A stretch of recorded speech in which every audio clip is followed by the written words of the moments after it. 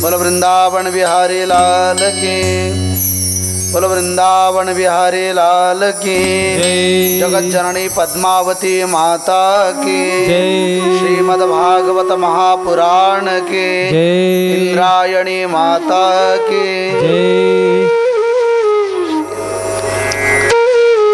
सर्वांनी आपापलं स्थान ग्रहण करा।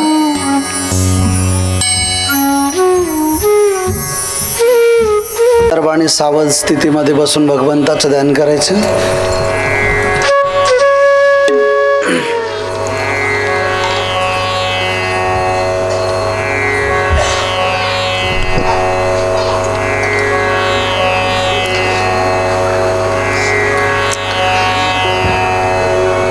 आपण शाळेमध्ये सावधान आणि विश्राम ह्या दोन अवस्था आहेत। त्यामधली जी सावधान आहे, पाठीचा कणा ताठ, नासाग्रदृष्टी, भगवंताचं ध्यान करायचं।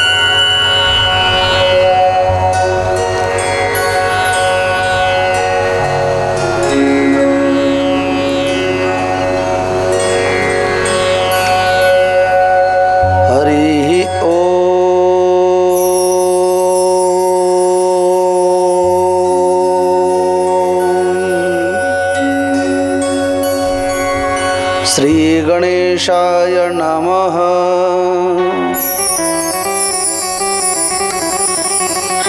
श्री सरस्वती नमः। श्री गुरुचरण कमलेभ्यो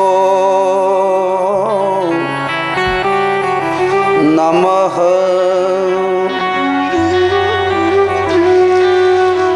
वक्रतुंड महाकाय सूर्यकोटि समप्रभ निर्विघ्नं कुरु मे देव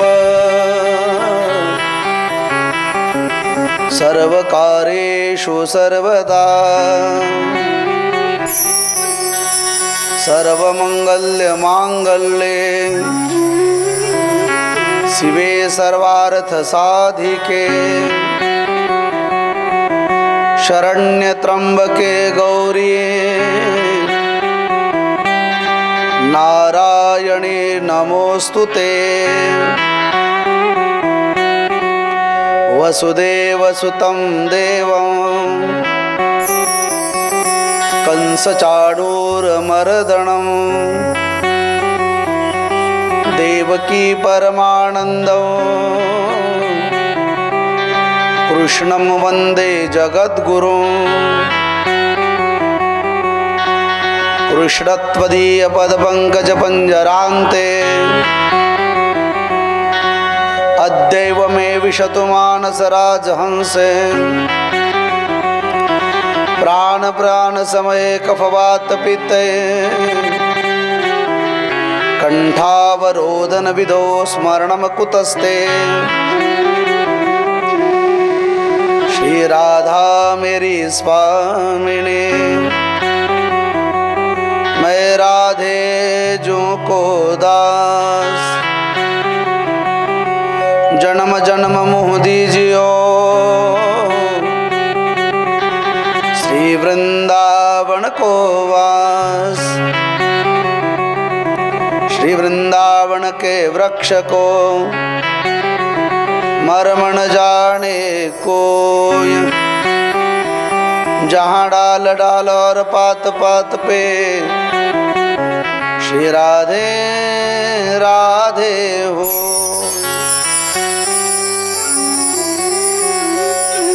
जय जय श्री राधा रमण।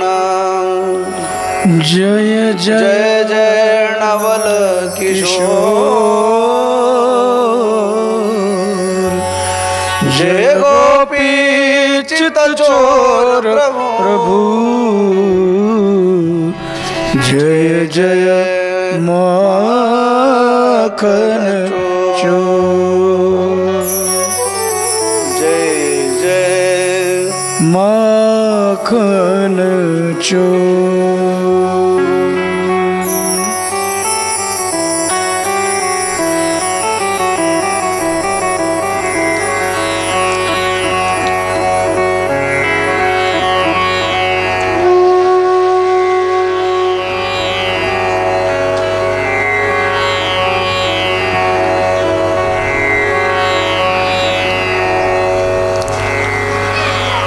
परम मंगलमय परात्पर अकारण करुणा वरुणालय भक्त वंशा कल्पतरु तड़ंद्वित पिणंदित पीतांबरधारी नंदनंदन यशोदानंदन ब्रजचंदन भगवान बालकृष्ण कन्हैयालाल जी की प्रतिवांगमय मूर्ति श्रीमद् भागवत महापुराण। उपस्थित सभी भगवत भक्त चरण अनुरागियों एवं मेरी सभी मातृशक्तियों,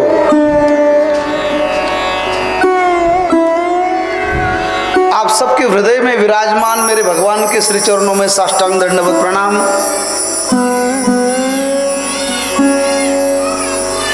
व्यास मंच पर विराजमान सभी विद्वत विद्वान, सभी मेरे सहयोगियों के श्री चरणों में साष्टांग दंडवत प्रणाम।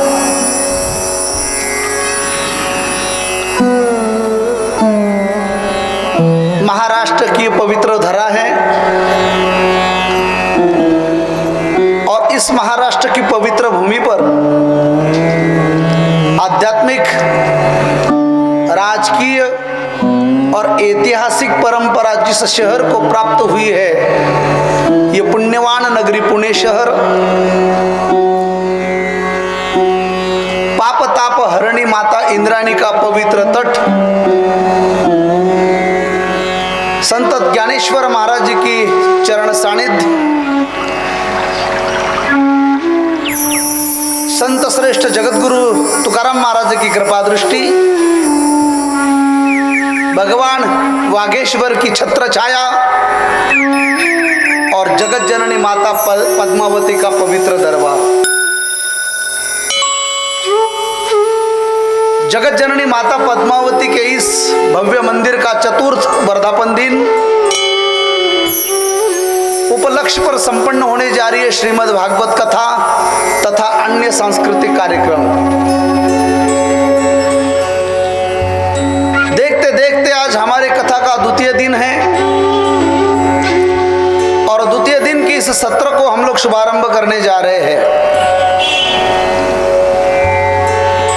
बीता हुआ कल एक दिन में एक बात आपको अवश्य कहते आ रहा हूं, दोबारा उसी बात को दोहराना चाहता हूं।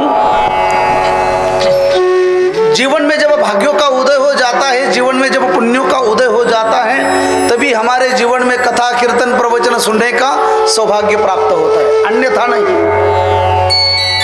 तो निश्चित तौर से आपने और हमने कई जन्मों का पुण्य किया हो, इसी का फल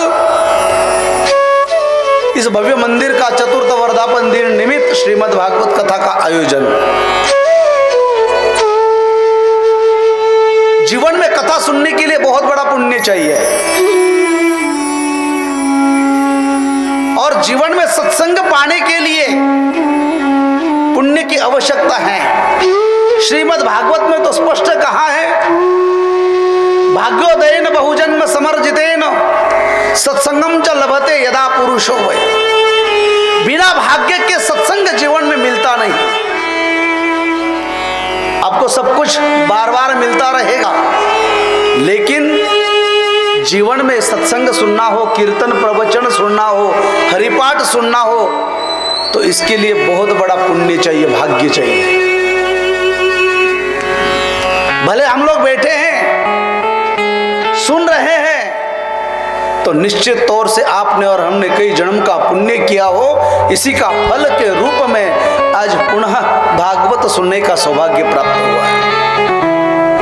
तो इसीलिए बिना भाग्य सत्संग नहीं मिलता। तो आप और आप पुण्यशाली है, भाग्यशाली है।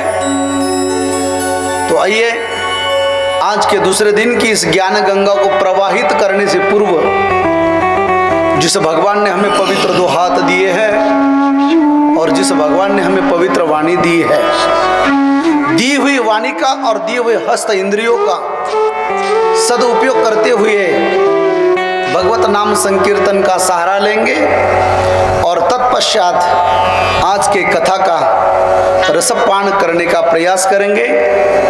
आज हमारे कथा में मैंने कल ही कहा, ऐसे इस कथा का प्रचार प्रसार होता रहेगा तो सभी भगवत भक्त इकट्ठा होता रहेंगे। तो आज हमारे कथा में हमारे बाल सखा आदरणीय श्यामजी दादा गोराने तबला पे हैं, संतोष गुरुजी तो है ही हैं, सभी दिग्गज महानुभव हैं, लेकिन श्रोता के रूप में जिन्होंने मेरे साथ कई बार वृंदावन में भागवत कथा का आनंद लिया और 3-4 साल पहले सनसवाड़ी ग्राम में भव्य राम कथा का आयोजन किया था। मेरे श्रीजी धाम फाउंडेशन के सभी प्रेमी, सनसवाड़ी के उद्योजक गोरख आबा दरेकर एवं गोरख आबा भुजबल, नानाजी भुजबल और अन्य सभी उपस्थित हैं। तो सभी के साथ कथा का आनंद लेने के लिए भगवत नाम संकीर्तन का सहारा लेंगे। तो आइए 2 हाथ ऊपर उठाते हुए भक्ति में झूमते हुए वाणी को पवित्र करेंगे और इस कथा को शुभारंभ करेंगे। हरि बोल। सभी लोग हाथ ऊपर उठाते हुए। हाँ, क्या बात है।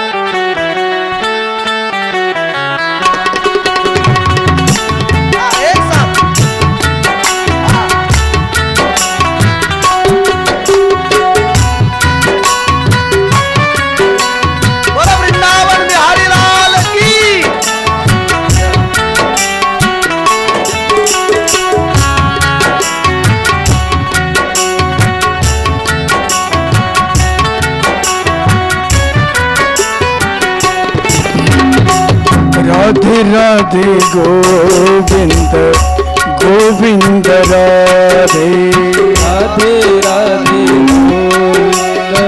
गोविंद राधे। ओ श्री राधे राधे गोविंद गोविंद राधे राधे राधे गोविंद गोविंद राधे।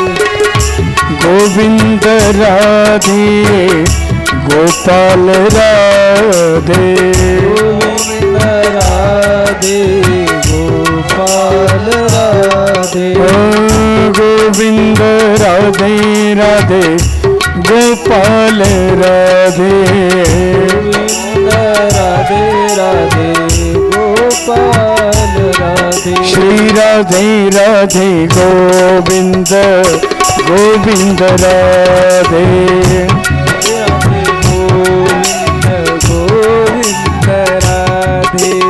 राधे राधे गोविंद गोविंद राधे राधे राधे गोविंद गोविंद राधे।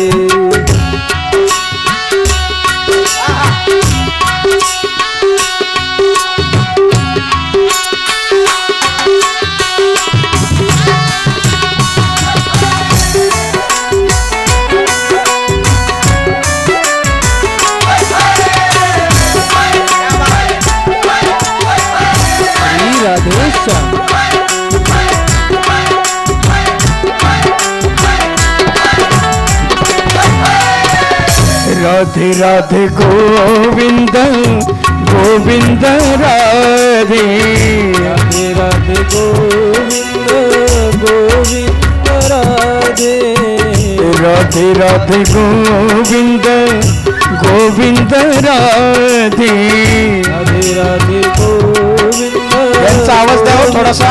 राधे राधे राधे गोविंद गोविंद राधे राधे राधे गोविंद गोविंद राधे।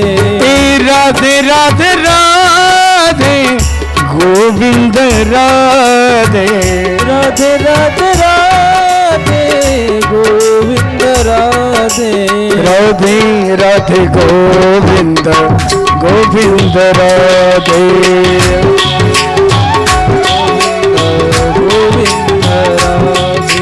राधे राधे राधे राधे गोविंद गोविंद गोविंद राधे राधे राधे गोविंद गोविंद राधे।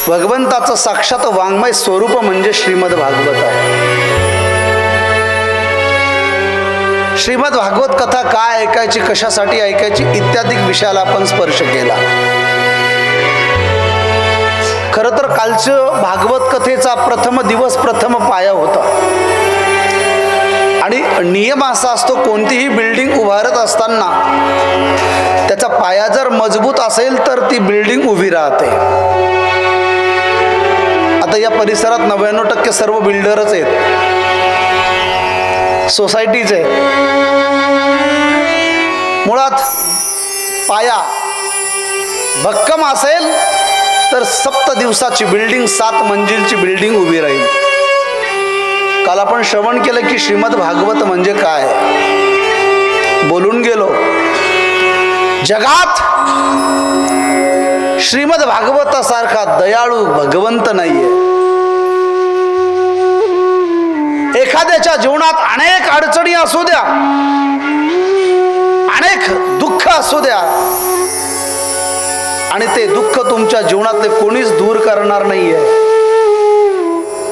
पण जर तुम्ही श्रीमद भागवत कथा अनुष्ठान पद्धतीने 7 दिवस जर श्रवण केली ना, आत्मविश्वासाने सांगेल तुमच्या अनंत जन्माच्या दुःखाचं नाश करण्याचं ताकद भागवतात आहे. एवढं सामर्थ्य आहे.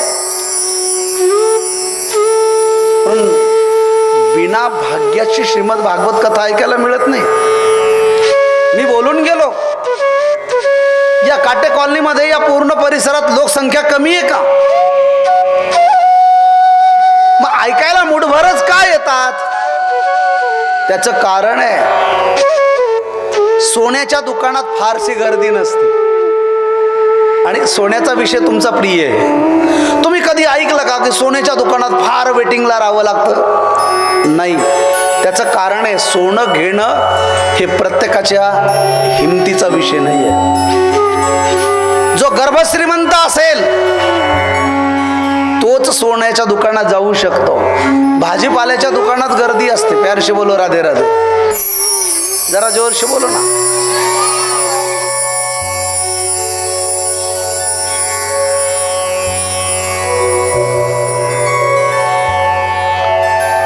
सब्जी मंडीत गर्दी असते, पण सोन्याच्या दुकानात गर्दी नसते. मग सोन्याच्या दुकानात तोच जाऊ शकतो जो गर्भश्रीमंत आहे. तसं इतर कार्यक्रमात ऑर्केस्ट्रा असू द्या, गर्दी कमी नाही. मग हे दुकान म्हणजे सोन्याचं दुकान आहे. ज्याच्याकडे पुण्याचा बॅलन्स आहे, पुण्यरूपी पैशाचा साठा आहे, तोच भागवत कथा ऐकू शकतो.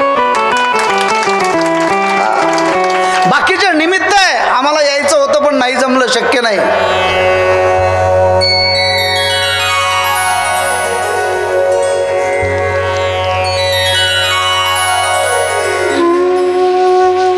पण खरं कारण तर हेच आहे, भगवंताची जोपर्यंत आपल्यावर कृपा होत नाही तोपर्यंत भागवत ऐकायला मिळत नाही. आपण भाग्यवान आहे. किती श्रेष्ठ आहे भागवत, जे स्वर्गाधिक देवी देवतांना सुद्धा सुलभ झालं नाही. काल आपण पाहून गेलो, लघुनन्याने जाता आणि गौरवेण इदम महत्. ही स्वर्गाधिक देवी देवतांना सुलभ नाही, ते तुम्हाला मला झालं. महाराज, भागवत एवढं श्रेष्ठ आहे, एवढं पुण्यवान आहे. ही भागवत म्हणजे साक्षात कल्पवृक्ष आहे. आपण कल्पवृक्ष पाहिला नाही, फक्त ऐकलाय. ज्ञानेश्वरी सारख्या ग्रंथामध्ये कल्पवृक्षाचं वर्णन आहे की जो कल्पना करेल त्याची कल्पना पूर्ण होते. तो वृक्ष मी पाहिला नाही, कुठल्या नर्सरीत पाहिला नाही, कुठल्या गार्डन मध्ये मी पाहिला नाही. पण एक वाक्य बोलतो, जगात साक्षात कल्पवृक्ष म्हणजे माझं भागवत आहे. कारण मी भागवताचा अर्थ काल विनोदाने सांगून गेलो. आबा, जे प्रत्येकाचं भागवत आहे ते भागवत, प्रत्येकाचं भागवत आहे. श्यामजी दादा, प्रत्येकाचं भागवत आहे. आज एक काळ होता जेव्हा आम्ही सर्वच लहान लहान होतो, आजही लहानच आहे, फक्त शरीराने मोठे झालोय. तेव्हा आम्ही सर्व भागवत कथेला साथ करायचो, दादा तबला, गुरुजी गायक. आज त्या भगवंताची एवढी कृपा आहे, श्यामदादाचा छोटा मुलगा सोहम आपल्या तबल्याच्या रूपाने या भारताचं भूषण जगात गाजतो. ही भागवताची कृपा आहे. कारण त्याच्या आईने भागवत श्रवण केलंय, त्याच्या बापाने भागवताची सेवा केली. हे ज्वलंत उदाहरण आहेत. म्हणून साक्षात कल्पवृक्ष आहे. तुम्ही टीव्हीला बघितलं ना, सोहम गोराणे छोटासा, त्याचे वडील येत आहे. ही कशाची कृपा आहे? भागवताची. आज भारतात गाजतोय तो, सेलिब्रिटी म्हणून आहे. भागवत साक्षात कल्पवृक्ष आहे. आणि जगात जर भगवंताला शोधायचं असेल ना, तर ना मंदिरमध्ये ना मस्जिदमध्ये जाण्याची गरज आहे. भगवान कलियुगामध्ये जर कुठे शोधायचे असतील तर ते फक्त जिथे जिथे सत्संग होतो ना, भगवान तिथं स्वयं असतात. कलियुगा माझी करावे कीर्तन, कलियुगा माझी करावे कीर्तन, कलियुगा माझी करावे कीर्तन, कलियुगा माझी करावे कीर्तन, कलियुगा माझी करावे कीर्तन, कलियुगा माझी करावे कीर्तन, कलियुगा माझी करावे कीर्तन, कलियुगा माझी करावे कीर्तन. तीन नारायण देईल भेटी, तीन नारायण देईल भेटी, कलियुगा माझी करावे कीर्तन, कलियुगा माझी करावे कीर्तन, कलियुगा माझी करावे कीर्तन, कलियुगा माझी करावे कीर्तन, कलियुगा माझी करावे कीर्तन, करावे कीर्तन, करावे कीर्तन. प्यार से बोलो राधे राधे. जरा जोर से बोलो ना.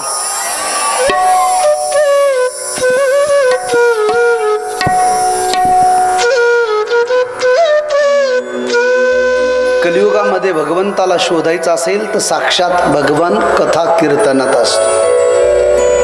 म्हणून प्रत्येकाने रोज कीर्तन केलं पाहिजे. कीर्तन शब्दाची व्याख्या काय ते समजून घ्या. फेटा बांधणे, एखादा अभंग घेणे आणि त्याच्यावर विवेचन करणे याचं नाव कीर्तन नाही. तो कीर्तनाचा प्रकार आहे. कीर्तनाचे अनेक प्रकार आहेत. गुण कीर्तन, लीला कीर्तन, रस कीर्तन, माधुर्य कीर्तन, हरी कीर्तन आणि सर्वात इम्पॉर्टंट आणि सर्वात सोपं म्हणजे नामसंकीर्तन.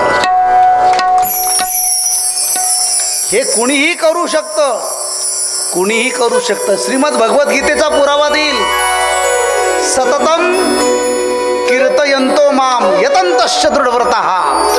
सतत भगवंताचं नामचिंतन करत राहणे याचं नाव कीर्तन. मग तुम्ही कोणी बसल्या बसल्या करू शकता. तुम्ही किचन मध्ये स्वयंपाक बनवताय ना, मग भाजी कट करताना, आटा मळताना आपल्याला आटा तोंडाने मळायचा असतो की हाताने? हाताने. मग तोंड तर खाली असतं ना, मग तेव्हा श्री विठ्ठल विठ्ठल, रामकृष्ण हरी, राधे राधे, तुम्हाला जे प्रिय भगवंताचं नाव असेल त्याचा सतत जप करत राहा. परिणाम, तुम्ही बनवलेलं अन्न जर तुम्ही भगवंताचं नामस्मरण करता करता जर भोजन बनवलं आणि जर ते तुमच्या हातचं अन्न एखाद्या नास्तिकाने जरी खाल्लं ना, तरी त्याला चांगली बुद्धी देण्याचं काम भगवंताचं. एवढं सामर्थ्य या भगवंताच्या संकीर्तनात.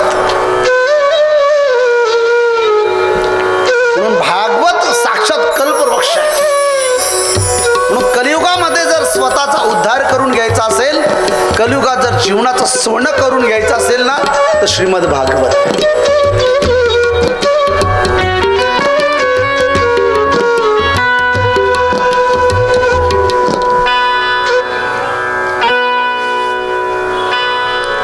मला एका प्रश्नाचं उत्तर द्या.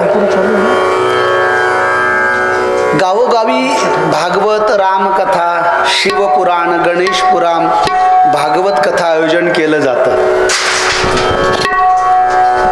मला एकाने प्रश्न विचारला बापू की गुरुजी, प्रत्येक ठिकाणी रामकथेचं, भागवत कथेचं आयोजन केलं जातं, महाभारत का नाही?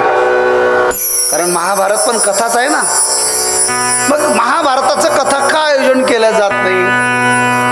मी म्हटलं, प्रत्येक ठिकाणी महाभारत होऊ नये म्हणून भागवत कथेचं आयोजन आहे. आणि भागवत कथेचं आयोजन करावं लागतं, महाभारत कथेचं आयोजन करण्याची गरज नाही. प्यारशी बोलो राधे राधे.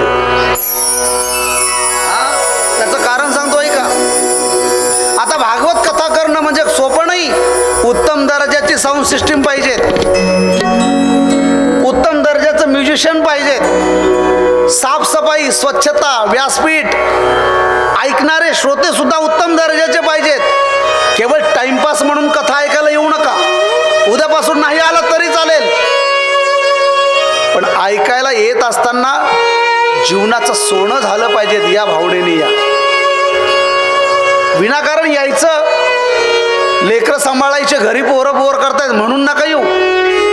आयुष्यभर तर नातीन संती पोर आयुष्यभर आहेत. ईश्वराने तुम्हाला दिलेला हा गोल्डन चान्स आहे, गोल्डन चान्स. याचं आयोजन करावं लागतं. महाभारताचं आयोजन करण्याची गरज नाही. उदाहरण देईल मी. गावातला एखादा माणूस वैतागून जर मंदिरात गेला आणि तुम्ही तो पाहिला, तुम्ही विचार करताय हा तर कधीच मंदिरात दिसत नाही, आज आला कसा? आणि मग तुम्ही त्याला सहज म्हणता, राम राम, कसं येणं केलं मंदिरात आज? तो म्हणतो, नाही आलोय उगं निवांत. उगं नाही, का आलात? तो म्हणला, आमच्या घरी महाभारत चालू आहे म्हणून इथं आलो. घरी महाभारत चालू आहे म्हणून इथं आलं? मग त्याला हळूच विचारा, घरी महाभारत कथाकार कोण आहेत? वृंदावनचे आहेत का आळंदीचे आहेत? तो सांगेल महाभारताची कथा करायला बाहेरचे बोलवायची गरज नाही, घरचेच चालू आहेत. बोलू का? भारतात, जगात असं एकही घर नाही की ज्या घरात महाभारत चालू नाहीये. बोला, तुमच्यापैकी हात वर करा आणि सांगा की आमच्या घरात महाभारत नाही म्हणून. फरक एवढाच आहे, काहींच्या महाभारताचा साऊंड दिल्लीच्या कोर्टात गेला, काहींच्या घरचा महाभारताचा साऊंड दिल्लीच्या कोर्टात गेला, काही स्टेट कोर्टात राहिला, काही घरातल्या घरात दबला, पण महाभारत आहे. जगात असं एकही घर नाही की ज्याच्या घरात काय नाहीये. महाभारत शब्दाचा अर्थ तर कळाला ना, याच्यापेक्षा सोपं सांगण्याची आवश्यकता नाही. मग एक काम करा, जर तुम्हाला असं वाटत असेल ना की माझ्या घरात आयुष्यात कधीच महाभारत होऊ नये, तर तुम्ही सोपं करा, भागवत कथा ऐका, तुमच्या घरातलं महाभारत बंद होईल. जीवनातली व्यथा संपवायची असेल तर भागवत कथा ऐका. तर कथा ऐकण्यासाठी फारसं काही लागत नाहीये. कथेचं आयोजन कोणी जरी केलं तर या, तिथे निमंत्रणाची वाट बघू नका. आयोजक कोण आहेत त्यांची वाट बघू नका. ऐकायला मिळालं ना, बोर्ड पाहिलं ना, कुणाकडनं तरी कळालं ना, अवश्य या, बसा आणि ऐका आणि निघून जा. जीवनाचं सोनं होईल, व्यथा दूर होईल. एवढी श्रेष्ठ भागवत कथा आहे. किती श्रेष्ठ आहे? तर काल आपण भागवत महात्म्य पाहत असताना बद्रिक आश्रमामध्ये नारदजी सनत कुमारांकडनं भागवत कथा ऐकतायत. आणि ऐकत असताना नारदजींनी सनत कुमाराला सांगितलं, गुरुदेव, भक्तीच्या ज्ञान आणि वैराग्याला चेतना येण्याकरिता मी भागवत कथेचं श्रवण करतोय. परिणाम, जशी जशी भागवत कथा ऐकत होते ना महाराज नारदजी, तो जयति जगति मायाम यस्य काया धवस्ते. नारदजींच्या भक्ती, श्रवण भक्ती एवढी श्रेष्ठ झाली की ज्ञान आणि वैराग्य नाचायला लागले. भक्ती तरुण झाली, ज्ञान वैराग्य तरुण झाले, नाचायला लागले. एवढं सामर्थ्य भागवत कथेत. एवढंच नाही तर सनत कुमार सांगतायत, नारदजी, अहो आयुष्यात ज्याने कधी सत्कर्म केलं नाही, आयुष्यभर पाप कर्म करता करता जरी मेला आणि शेवटच्या क्षणी त्याच्या वर्ष श्राद्धाला जरी कोणी कथा केली तरी त्याचा उद्धार झाल्याशिवाय राहत नाही. एवढं सामर्थ्य भागवतात. असं चिकनगुन्या झाल्यासारख्या वाजवू नका. एक तर माझा हट्टच नाही वाजवा म्हणून, आणि वाजवायचे असल्या तर ठराविक पॉइंटलाच वाजवा. ते नक्की कळत नाही तुम्हाला, कळत नाही का टाळताय का काय नाही. कधी कधी टाळ्या सुद्धा टाळण्यासाठी पण असतात. हा, त्या काय सगळ्या गोष्टी चांगल्यासाठीच असतात थोडं. दर्श बोलो राधे राधे. एखादं वाक्य फावलं, म्हणाला आवडलं, रुचलं तर वाजवू शकता, पण मग उत्साहाने. भागवत कथा काय दादा, आयुष्यभर जर एखाद्या व्यक्तीने सत्कर्म केलंच नाही, त्याच्या वर्ष श्राद्धाला जरी कथा केली ना तरी त्याचा उद्धार होतो. मी भागवतातली एक पुराण कथा तुम्हाला सांगत होतो, ती कथा आपण ऐकूया. सर्वांनी लक्षपूर्वक ऐका, म्हणजे भागवत किती श्रेष्ठ हे तुम्हाला कळेल.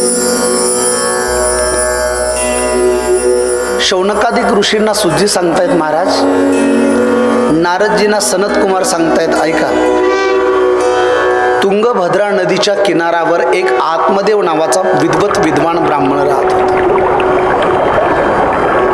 तुंगभद्रा नदीचा पवित्र किनारा आहे. आत्मदेव विद्वत विद्वान ब्राह्मण आहे.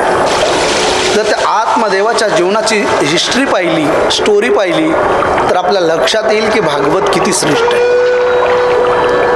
बहुतांशिक लोकांना माहिती आहे, पण मी अगदी धावत्या वेळात सांगण्याचा प्रयत्न करणार. ब्राह्मण अतिशय विद्वान होता आत्मदेव. त्याच्या जीवनात कोणत्याच गोष्टीची कमी नव्हती. त्याच्या पत्नीचं नाव होतं सौभाग्यवती धुंदुली देवी. अतिशय विद्वान होता, सत्ताधीश होता, ऐश्वर्य संपन्न होता. पण जीवनात एका गोष्टीची कमी होती, आणि ती गोष्ट म्हणजे त्याच्या जीवनात काही संतती. बर, त्याच्याविषयी वर्णन असं केलेलं आहे, आत्मदेव अतिशय विद्वान, अतिशय मृदुभाषी. कधीच आपण आपल्या बोलण्याने कधीच दुसऱ्याला दुखवणार नाही. महाराज, माणसाचं बोलणं गोड असावं. जर तुम्हाला जग आपलं करायचं असेल ना तर दोन गोष्टी तुमच्या सोबत ठेवा. एक म्हणजे बर्फाचा खडा आणि दुसरं म्हणजे साखरेचा खडा. या दोन गोष्टी जर तुमच्या जीवनात सोबत असतील ना तर जग तुम्ही आपलं करू शकता. मग ते दोन गोष्टी कधी वापरायच्या? जेव्हा समोरचा चुकला असेल ना आणि तुम्ही रागावलेले असाल तेव्हा डोक्यावर शांततेला बर्फाचा खडा ठेवा, आणि दुसऱ्याशी बोलताना जिभेवर कशाचा खडा ठेवा? साखरेचा. अरे कसं बोलावं हे ज्ञानोबा ज्ञानेश्वरी सांगून गेलेत. साच आणि मवाळ, मितले आणि रसाळ, शब्द जैसे कल्लोळ अमृताचे. माणसाने गोड बोलावं, थोडंच बोलावं, जास्त बडबड करू नये. थोडंच बोलावं पण गोड बोलावं. काही माणसांना गोड बोलायचं जीवावरच येत. हा आला की त्याच्यावर बसक, हा आला की त्याच्यावर बसक. परिणाम आपण श्रीमंती मोठं होऊ शकतो पण माणसं आपल्या जवळ येत नाही. आणि आपल्या जवळ माणसं येण्यासाठी आपल्याला गोड बोलावं लागेल. म्हणून गोड बोला, मिठो बोलो. एक गुजराती भजन आठवलं गुरुजी मला, मिठो मिठो बोल तेरो काही बिघडो. मारवाडीमध्ये एक म्हण आहे, आपल्यापैकी जर ऐकायला कुणी असतील मारवाडी तर, मिठो मिठो बोल तेरो काही बिघडो. गोड गोड बोलायला काय अडचण आहे तुम्हाला, पण विनाकारण आपण वसकतो. माझा मुद्दा असा आहे की आतमध्ये मधुभाषी होते, गोड बोलणारे होते. दादा तू सारखं जाय करू नको, हां जे काही असेल तर एकदाच, कोणी पण, तूच नाही. कथा चालू असताना कोणीच पुढे यायचं नाही, इकडे तिकडे जायचं नाही, मला विक्षोभ होतो. मिठू मिठू बोलता रो काही बिगडे, काही बिगडे तर काही बिगडे. मिठू मिठू बोलता रो काही बिगडे, काय बिगडे तर काय बिगडे, मिठू मिठू काय बिगडे, काय बिगडे तर काय बिगडे, मिठू मिठू बोल तर काय बिगडे, काय बिगडे तर काय बिगडे, मिठ मिठ बोल तर काय बिगडे, काय बिगडे तर काय बिगडे, मिठ मिठ बोल तर काय बिगडे, काय बिगडे तर काय बिगडे, मिठू मिठू तर काय बिगडे, काय बिगडे तर काय बिगडे, मिठू मिठू तर काय बिगडे, काय बिगडे तर काय बिगडे, या जीवन में दम नहीं, या जीवन में दम नहीं, हाँ मिठ मिठ बोलता रो काय बिगडे, काय बिगडे तर काय बिगडे, मिठ मिठ बोलता रो काय बिगडे, काय बिगडे तर काय बिगडे, हाँ मिठ मिठ बोलता रो काय बिगडे, काय बिगडे तर काय बिगडे, मिठ मिठ बोल तर काय बिगडे, काय बिगडे तर काय बिगडे, प्यार से बोलो राधे राधे। ये भजन ही बहुत मीठा है, मिठो मिठो बोल थारो काही बिगडे। पण माणसाने गोड बोललं पाहिजे, गोड। जग जर आपलं करायचं असेल ना तर माणसाने गोड बोलावं।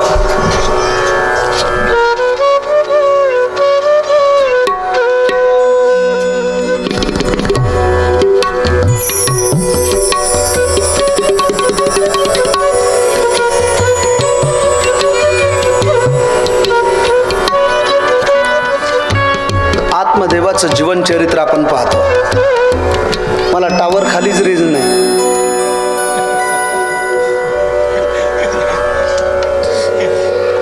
समझदार को इशारा काफी। प्यार से बोलो राधे राधे। मी दुसऱ्याच्या लेकराला दाबतो ना, आमच्या श्यामचीच पोरगी पळते, श्यामचीच आहे ना ती, मग टावर खालीच रीजन नाही।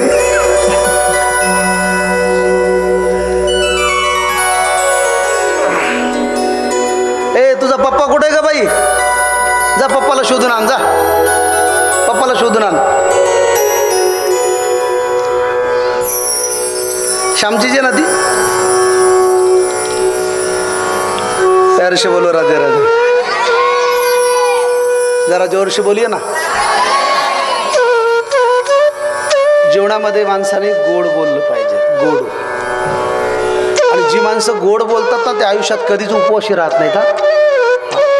आता हे सासू सोनाचं सांगण्याचं व्यासपीठ नाही, पण सहज आठवलं म्हणून सांगतो, आणि ते मला जास्त सांगता पण येत नाही। जर सासूला सुनेकडनं पूर्ण काम करून घ्यायचं असेल तर कधीच तिच्या माहेरच्याचं नाव काढू नका। तिला फक्त म्हणा, बेटा तू किती छान कॉफी बनवते ग, स्वयंपाक किती छान करते। ती सून म्हणते, आत्याबाई 2 मिनिटं बसा, मी लगेच कॉफी आणते। आणि तुम्ही जर असं म्हटलं की तुझ्या आईने हे शिकवलं का, ती तुम्हाला पाणी सुद्धा पाजत नाही। हा हे कुणाचे बाळ आहे? अरे बस म्हणा शांत आहे।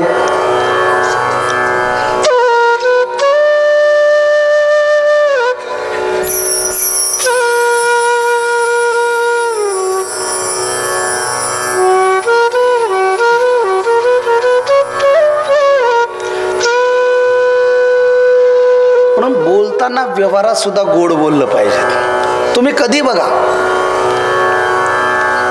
गोड बोलणारी व्यक्ती आयुष्यात कधीच उपवाशी राहत नाही। आत्मदेव मधुभाषी होते, गोड बोलणारी होती, अतिशय विद्वान व्यक्ती होती। पण ईश्वर एवढा करामती आहे, सर्वच गोष्टी सर्वांना देत नाही। तो एवढा हुशार आहे, ज्याच्या घरी खायला भरपूर आहे त्याच्या घरी खाणारा कोणी नाही। आजही जगात आपण असे माणसं पाहतोय, अब्जाधीश आहेत, करोडपती आहेत, घरी फ्रीज, डबल डोअरचं फ्रीज आहे, अख्खे फळं, ड्रायफ्रूट, आईस्क्रीम आहे, पण खायला कोणी नाही आहे। आणि ईश्वर एवढा करामती आहे, ज्याच्या घरात खाणारे भरपूर आहेत त्याच्या घरात खायला नाही आहे। काहींना नवसं तावसं करूनही पोरं होत नाहीत, अब्जाधीश आहेत, आणि काहींच्या घरात डझन भर आहेत तरी खायला अडचण आहे। ही त्याची किमया आहे। आत्मदेवाच्या जीवनात कमी काही नव्हतं, ऐश्वर्य होतं, पण संतती नव्हती। कथा फार गोड आहे, जरा लक्षपूर्वक ऐका. आणि धर्मशास्त्र असं सांगतं, माणूस किती करोडपती असू द्या, राजा जरी असेल आणि जर जीवनात संतती नसेल ना, तर पुत्र हिनश्यमे राजन सर्व दुःखाय कल्पते. पुत्र हिनश्यमे राजन सर्व दुःखाय कल्पते. अरे राजा जरी असेल आणि संतती नसेल ना, तर त्याचं अख्खं राज्य बेकार आहे. जीवनात संसारिक माणसाचं सार्थक कशात असेल तर त्याच्या संततीत आहे. म्हणून आपण एकूण एकाला भेटल्यानंतर तुमच्या बँक बॅलन्स किती आहे कधी विचारत, तुमचे फ्लॅट किती आहेत कधी विचारत. सहज माणसं विचारतात, काय बरं आहे का, काय मुलं बाळ आहेत. सुरुवात इथनं असते आपली. म्हणून तुमची श्रीमंती ही तुमच्या संपत्तीवरनं नाही तर तुमच्या संततीवरनं ठरते. तुम्ही किती श्रीमंत आहात हे तुमची संतती दर्शवते. म्हणून जीवनात ज्याच्या चांगली संतती जन्माला आली ना, जगात त्याच्यासारखा श्रीमंत माणूस जगात दुसरा कोणी नाही आहे. म्हणून आपल्या आयुष्यात आपली मुलं बाळं सुना लेकी हे संस्कारी असणं ही जगातली सर्वात मोठी श्रीमंती आहे. म्हणून आयुष्यात कमवायचं असेल तर हे गोष्ट कमवा. अरे पैसा तर कुणी पण कमवतं, म्हणून चांगली संतती कमवा. आत्मदेवाच्या जीवनात ऐश्वर होतं पण संतती नव्हती म्हणून आत्मदेव दुःखी होता असं नाही. विवेकी माणसं, बुद्धिवान माणसं, परमार्थिक माणसं जीवनात संतती जरी नसेल ना तरी ते गडबडा होत नाही, दुःखी होत नाहीत, वायबल होत नाहीत.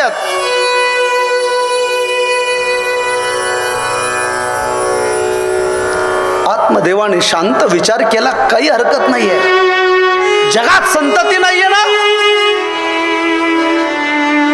नसू द्या. भगवान तर माझा मुलगा आहे. कधी कधी आयुष्यात देवाला सुद्धा आपलं मानायला शिका. पण माणसं एवढी विचित्र आहेत समाजातली. समाजाच्या आजही काही रीतिरिवाज एवढे विचित्र आहेत की त्या माणसाला जगू देत नाहीत आणि मरू देत नाहीत. आजही बघा, प्रायः जर आपल्यापैकी जर कोणाला संतती नसेल ना तर माणसं नको नको ती नावं ठेवतात. आणि त्यातल्या त्या महिला मंडळ, एखादीला मुलबाळ नसू द्या, काय काय शब्द वापरतात. निपुत्रिक आहे, निसंतान आहे, वांज आहे. मग कोणी तिला स्वाशीन म्हणून जेवायला सुद्धा कधी कधी आमंत्रण देत. एवढा विचित्र समाज आहे. अरे आपण जगत जरी असेल 2022 मध्ये तरी आपली वैचारिक पातळी 1972चीच आहे. मस्त प्रोफेशनल आहे. आपण पीओपी केलेली आहे, घरात 55 इंचीचा LED आहे. पण आपली वैचारिक पातळी मात्र आजही 1972ची आहे. आपली प्रॉपर्टी सुधारण्यापेक्षा आपली वैचारिक पातळी सुधारण्याचं फार गरज आहे. म्हणून ज्याला संतती नाही ना त्याला कधीच आयुष्यात नावं ठेवू नका. कारण अन्न मान धन हे तो प्रारब्ध. या सर्व प्रारब्धाच्या गोष्टी आहेत, त्या तुमच्या माझ्या हातातल्या गोष्टी नाही आहेत. गावातली लोक आत्मदेवाला नावं ठेवायला लागली. अरे जरी श्रीमंत असेल तरी याला मुलबाळ नाहीये, हा निपुत्रिक आहे, हा वांज आहे, याच्या घरचं कोणी पाणी सुद्धा पिऊ नका. एवढंच नाही तर याच्या हातनं कोणी